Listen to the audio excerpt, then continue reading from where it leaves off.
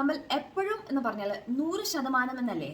100 is always. ഇനി ഒരിക്കലും എന്ന് പറഞ്ഞാൽ 0 എന്നല്ലേ? So 0 is never.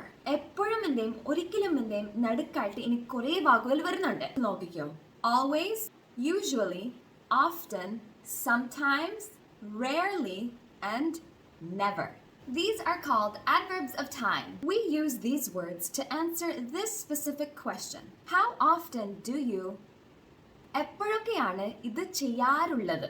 How often do you eat rice? എപ്പോഴൊക്കെയാണ് നിങ്ങൾ ചോറ് കഴിക്കാറുള്ളത്? I always eat rice. How often do you go to the temple? I sometimes go to the temple. They usually go before the main verb. In this case, it's eat. I always eat. I sometimes go. I never drink. Okay? എനിക്കൊരു രസമുള്ള English course ഉണ്ട്.